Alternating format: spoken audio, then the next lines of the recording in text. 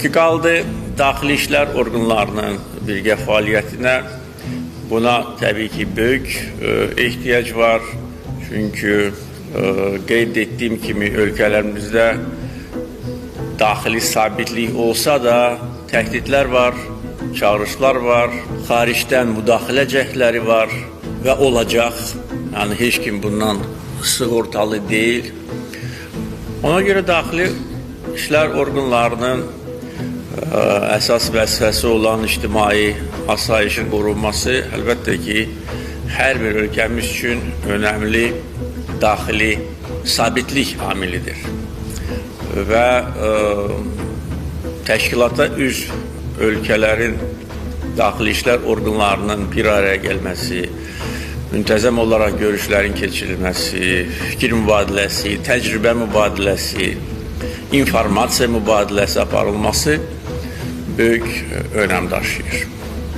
Və təbii olaraq bizim əsas məqsədimiz təşkilatı daha da gücləndirməkdir. Mən tam əminəm ki, əgər bütün üzv və müşahidəçi ölkələr güclü, vahid iradə göstərsələr, bizim təşkilatımız dünya miqyasında aparıcı beynəlxalq təşkilatlardan birinə çevrilə bilər.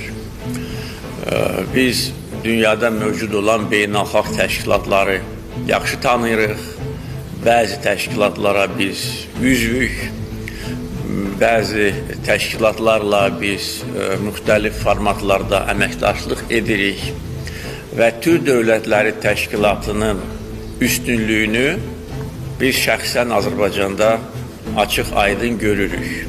Yenə də bu üstünlük ondan ibarətdir ki, bizi birləşdirən əsas amil tarixi köklərdir, etnik köklərdir, mənəvi dəyərlərdir və təbii ki, qeyd etdiyim kimi bizim iqtisadi, sənaye və digər sahələrdəki potensialımız. Bütün bunları biz bir araya gətirmişik. Təşkilatı strukturlaşdırmışıq. Müxtəlif istiqamətlər üzrə fəal işlər gedir. İndi hesab edirəm ki, əsas məsələ beynəlxalq gündəlikdə söz sahibi olmaq.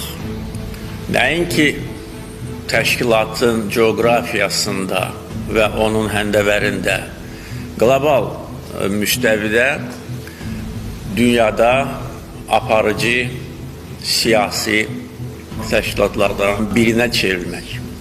Bütün bunlar üçün, yenə də deyirəm, bütün imkanlar var.